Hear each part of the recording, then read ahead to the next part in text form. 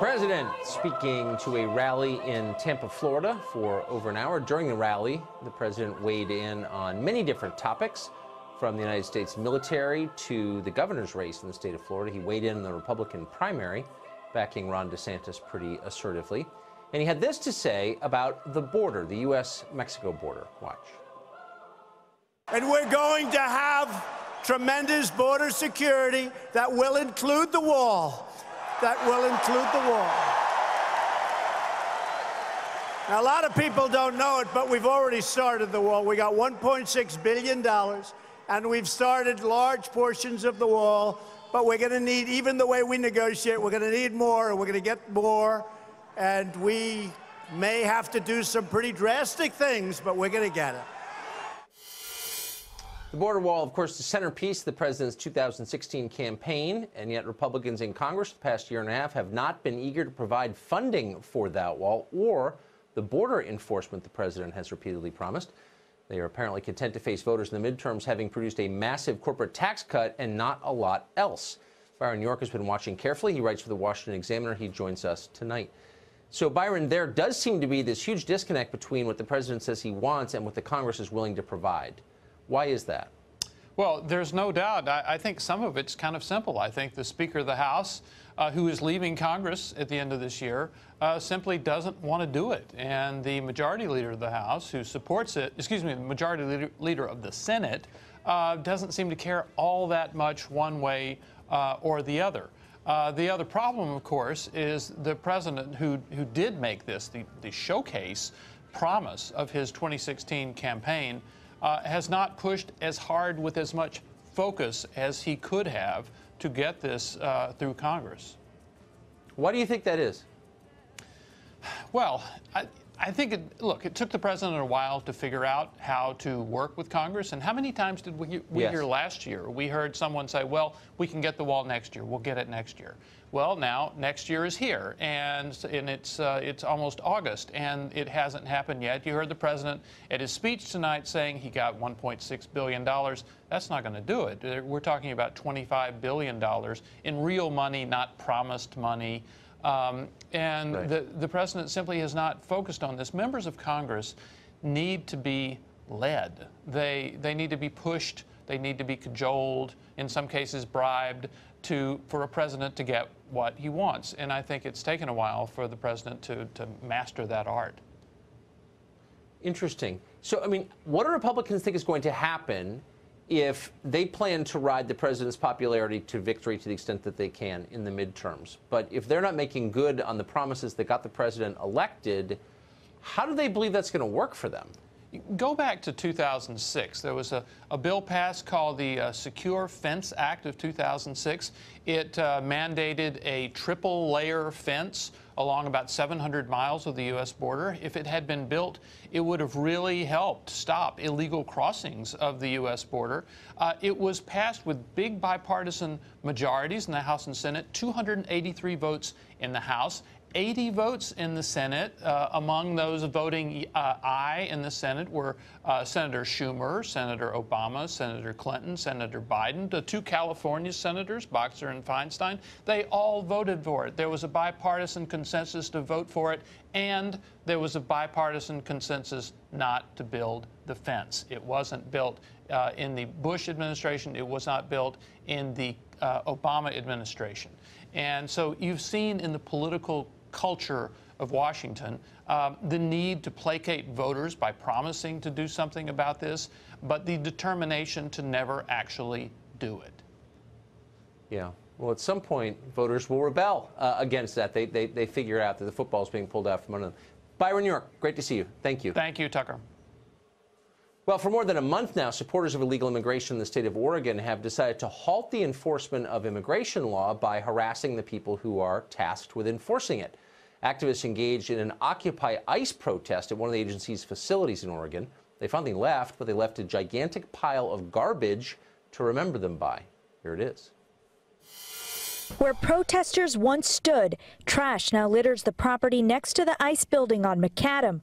Protesters left this behind. Work trucks packed to the brim with everything from food to furniture, cardboard signs, and wooden pallets. A TriMet official told Fox 12 workers even found needles on the ground. Cameron Whitten attended and slept overnight at the Occupy ICE camp in Portland. He joins us tonight. Cameron, thanks a lot for coming on. Tucker, it's good to see you again. So it's nice to see you. So is this a foretaste of what we can expect if the revolution actually happens? So you guys take over and leave piles of garbage. Why would this reassure anybody watching at home that activists like yourself should have any power over anything? Thank you for that question. So first, what I want to do is celebrate this successful display of grassroots, people-powered change.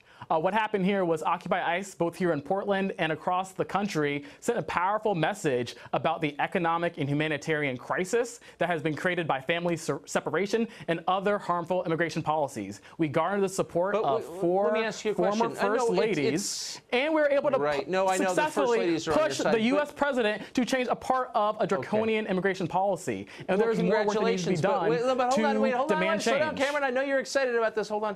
Why couldn't you use that people power you're telling me about to pick up the garbage before you left? How does that work? You mobilize, you've got a mass movement, right, of engaged people who want to make America better, but you leave beer bottles and hypodermic needles behind. Is that really the kind of change most people want? I don't think so. No, Tucker, it's a serious question. Like, why didn't you clean up when you left? Because can we talk about what's important right now about the interests of American people? Heap. So, Tucker, honestly, I feel like what you're doing is you're avoiding the conversation. I'm not avoiding. Why are we here? Avoiding the conversation. No show addresses this topic more often and more directly than this one does. But I'm an American. I was born here. I have a family. I don't want to live in a place that looks like Tegucigalpa. And I don't think anyone does, including immigrants. And I'm just saying, if you are setting a model for the rest of us, why the hell were you living like animals? That's a totally real question. What's the answer? And then we'll move on once you answer it. How's that? So we are living in a time of crisis in the United States, and I am so thankful that there are people who are demanding change. And you know what? What we're dealing with right now is a crisis, and we cannot sit here and cast blame for certain individual actions. You cannot take certain individual actions and then dismiss why we are here. Stop distracting from the message. The message that we are focusing on right now is the question of whether immigration and customs. You want to read? Okay. But so Tucker, since I thought you were a smart person, but let me talk to you in your terms. This is central to the point. So let me talk to you in your terms. You're telling me you're making America better, but you make it worse.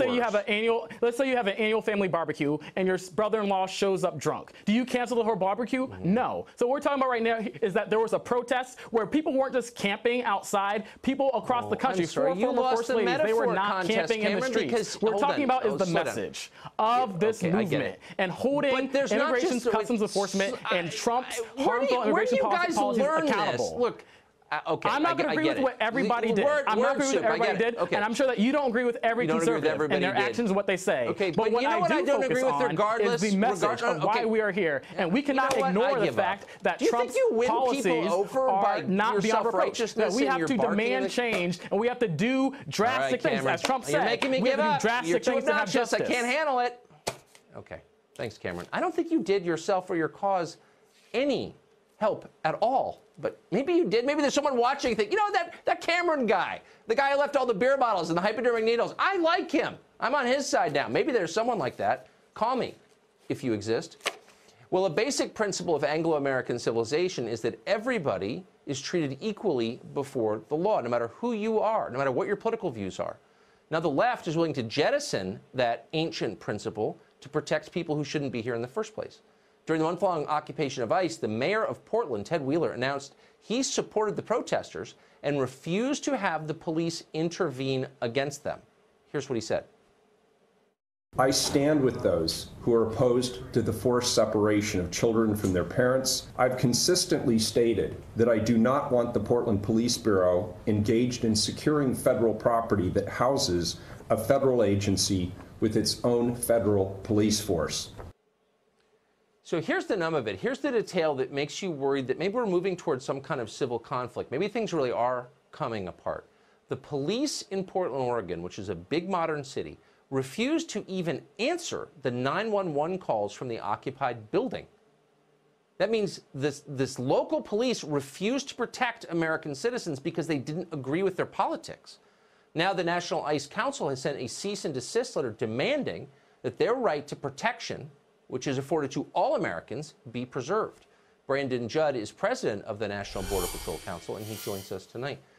So, Brandon, I guess I just want to make sure I've got the facts on this right, because it seems like one of those seminal moments where all of a sudden you realize everything is really different. Are you claiming, is ICE saying, your agency saying, that the city of Portland refused to protect you despite your request for protection because they didn't agree with your politics?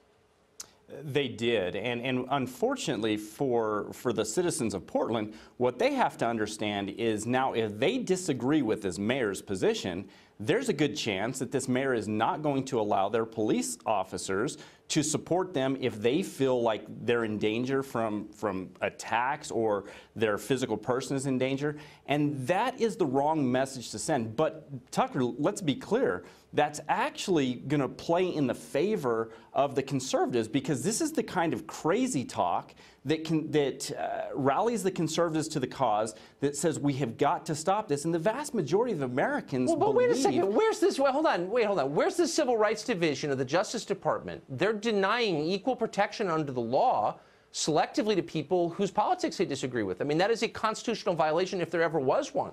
Why aren't they being arrested? I'm serious. I mean, where is the Civil Rights Division on that? So right now, it's my understanding that it is currently under investigation with this mayor's actions. Their failure to respond to the 9/11 calls, it's my understanding that they're under investigation. But you also have to look at what the mayor said. The mayor said that there is a federal law enforcement agency. Is the mayor concluding that the federal law enforcement agency has the right to enforce all of the laws, including the laws of the city? There's supposed to be a separation between law enforcement agencies. And in this case, it was the Portland Police Department had the responsibility to enforce those laws that were being infringed upon. It wasn't the responsibility of ICE to enforce those laws. It was the mayor's responsibility, and he failed to do. Look, the bottom line is, when an American citizen calls a law enforcement agency for help because he feels he's in danger, that agency has a moral and legal responsibility to come to his aid. And they didn't because they don't agree with you. And that's the beginning of the end if we allow that kind of... They should... I mean, that's totally outrageous. And just for the third time, to be totally clear, that's what happened. That's today's politics. And that's what we have to get beyond. And that's, again... Right. It makes me happy when things like this happen, because Americans, the vast majority of Americans, disagree with these types of policies, and then we can get people that care elected. It's unbelievable. Brandon, thank you very much for that. I appreciate it. Thank you, Tucker. Paul Manafort didn't kill anybody. He didn't deal drugs. He's not even accused of colluding with Russia. He is rotting in solitary confinement like a serial killer and facing 300 years in prison. Why is that? We'll tell you next.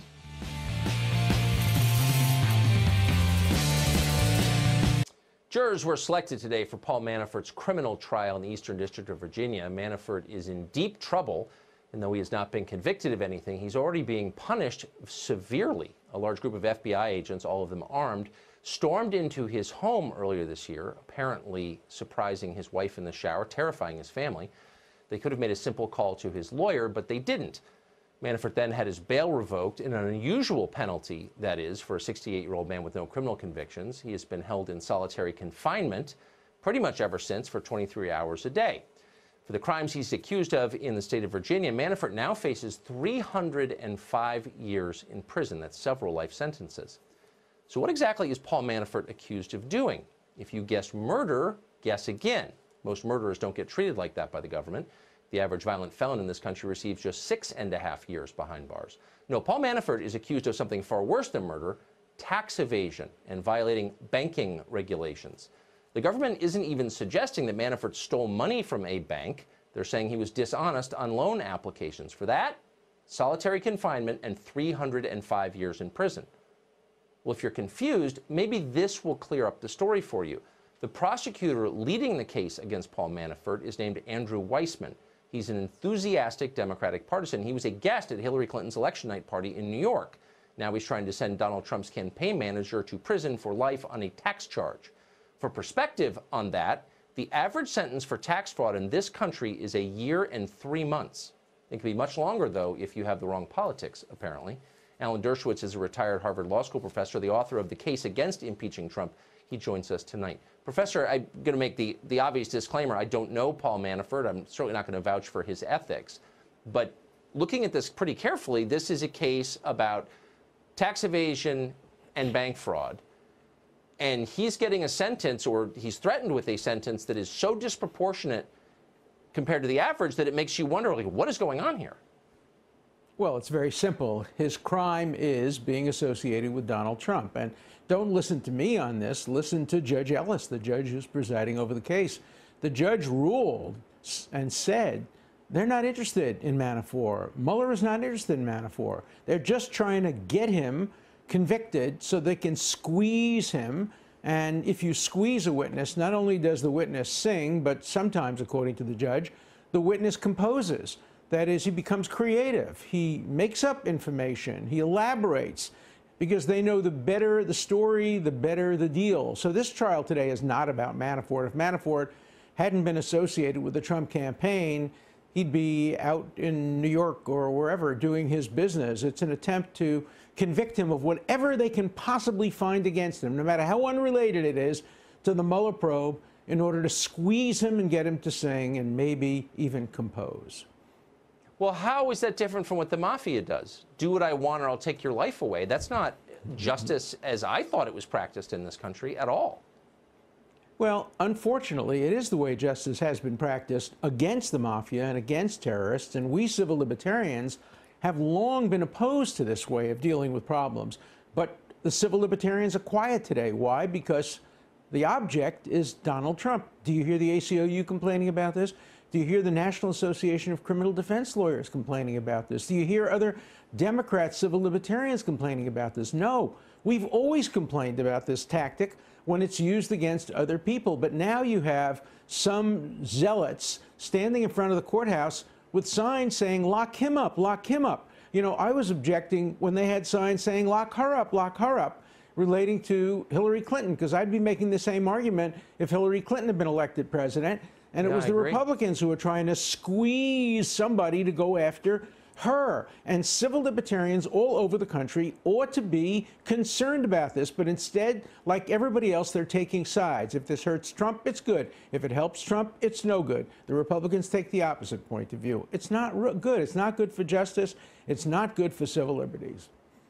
Well, especially when an actual human being, a 68-year-old man, is facing life in prison for not filling out the bank forms correctly. It's pretty unbelievable. Professor, thank you for your perspective on that. Thank you. Heroin is killing Americans by the tens of thousands, and yet at the very moment when our drug crisis is flaming completely out of control, Congress has decided to reduce the penalties for heroin smuggling, huge quantities of heroin smuggling. Why are they doing that? Our special series, Drugged, continues after the break.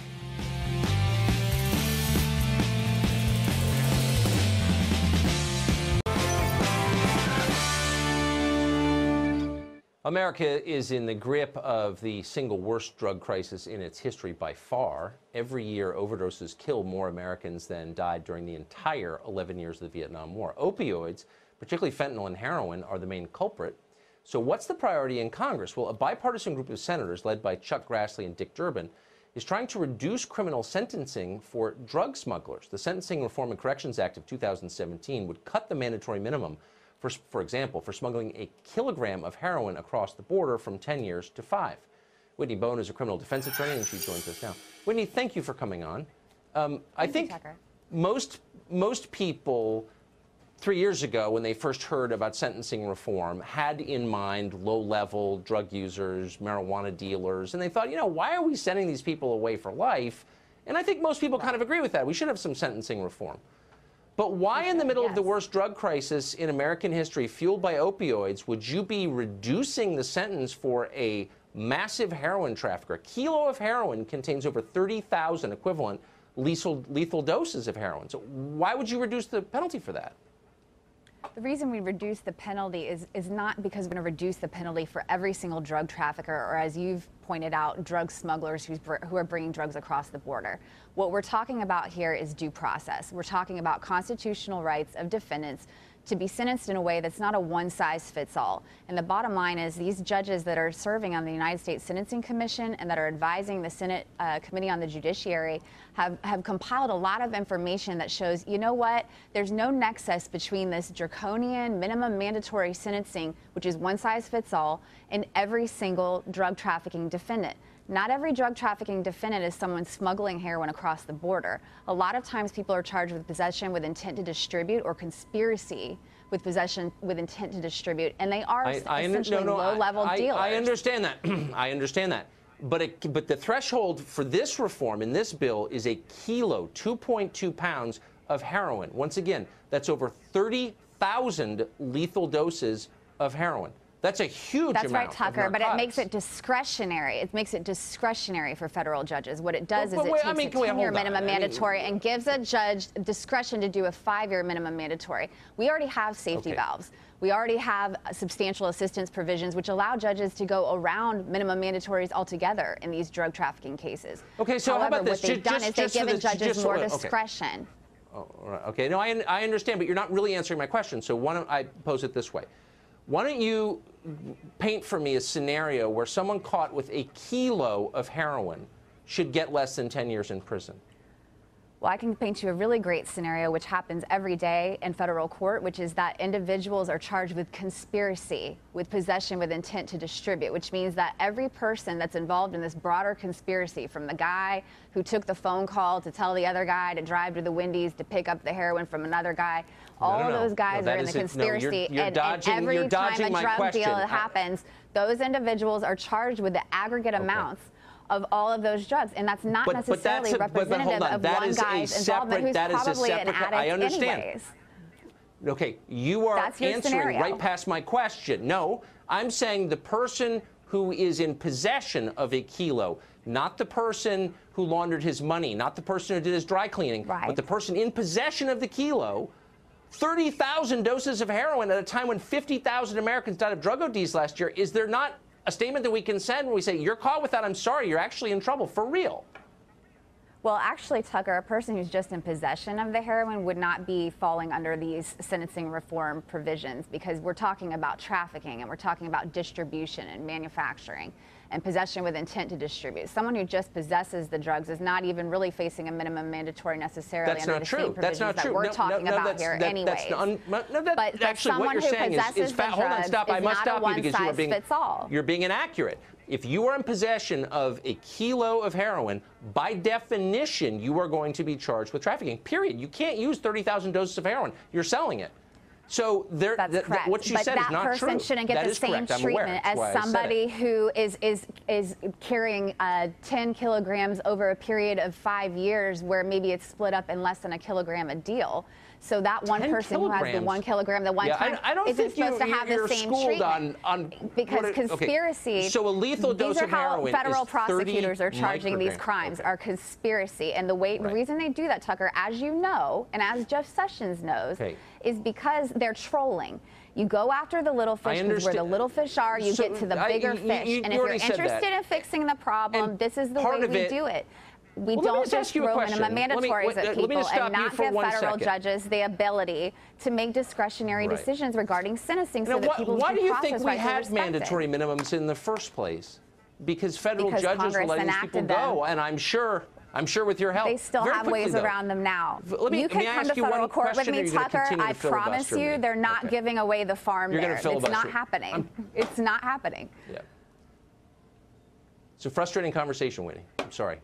Thank you, though, for coming on. It's frustrating for all of us. Have a good night. I bet it is. Twitter working to silence unwanted opinions, and most of the former civil libertarians on the left remain silent. Glenn Greenwald is a rare exception to that, and he joins us next. Stay tuned.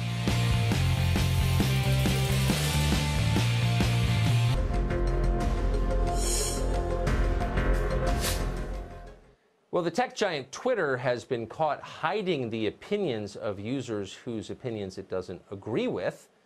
There used to be a lot of civil libertarians on the left. 10 years ago, they might have made noise about this. Now, very few have said anything. Some have even raced to defend Twitter. But some, very few, remember what their movement believed prior to about 2 years ago and have been blasting Twitter for its attacks on open discourse. One of those principled liberals is Intercept co-founder Glenn Greenwald, and he joins us tonight. So, Glenn, thanks a lot for coming on. This seems like a pretty clear example of squelching political speech that you don't agree with. Am I misreading it? I'm not sure I would completely agree with that characterization. I, for example, don't think Silicon Valley billionaires are crusading leftists. They're probably really comfortable with the establishment wing of the Democratic Party and the Republican Party. I doubt they're receptive to, say, the kind of left-wing insurgency of like Bernie Sanders and Ocasio-Cortez. And they're not very comfortable with the kind of pro-Trump wing of on the right either. So I think then the question becomes, we generally don't trust governments to make decisions about the kinds of opinions that ought to be aired or what things are false and what things are true. Why would we possibly trust Silicon Valley executives who have even less accountability and less transparency, no democratic accountability, in fact, to make those decisions on these platforms that have, for better or worse, become our public squares? I think it's incredibly dangerous, and if we think that it's only going to be used in ways that we like, just look at the history of censorship. That's never how it works. Especially when some of these companies, Google specifically, have been, in effect, granted an exemption from anti-monopoly laws. They have monopoly in a bunch of different areas, and the government's okay with that because they're taking a lot of money from their lobbyists. So that gives the rest of us, I think, a right to weigh in on it. I mean, if all human information flows through Google, don't we have a right to believe that it's not being censored? Right. I mean, I think that's the critical point, right? So for conservatives in general, there's this dogma that says that government has no business telling private companies what they can and can't do, what ideas they have to associate themselves with. We just had a big debate over, for example, whether a bakery can be forced to make a cake in commemoration of a ceremony that the owners of that business find personally offensive for religious reasons. But the only exception to that, I think, on sort of by consensus, is when a company becomes more than just a company. They have monopolistic power. And in the case of companies like Google and Facebook, Mark Zuckerberg said a few years ago, we're basically like a government. We make our own laws that govern our community. 2 billion people use Facebook. And when you look at what these companies control, it's not just widgets, right? It's data about us and the flow of news and information and debate.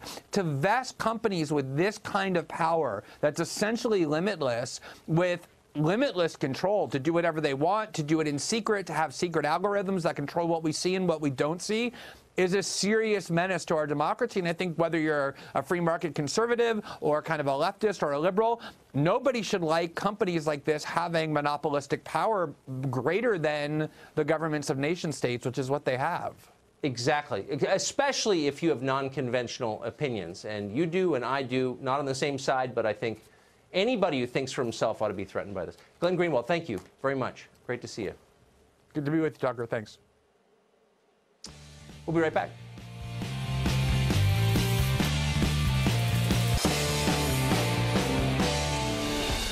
That's about it for us tonight. Amazing how quickly that went and how loud parts of it were. Tune in tomorrow night to the show that is the sworn enemy of lying, pomposity, smugness, and groupthink, all in overabundance right now. DVR it if you know how that works. More than anything, though, have a terrific evening. You've had the main course, now the dessert. The great Sean Hannity in New York City. Hey, Sean. I am telling that story. So when you're back in New York with Laura, we're all getting in this room and we're going to tell secrets. And I'm telling all the secrets about you two. Tucker. Yes, we are. Oh, it's coming out. Thank you, Sean. All right, good to see you. Great show. Welcome I'm to embarrassed Hannity. already.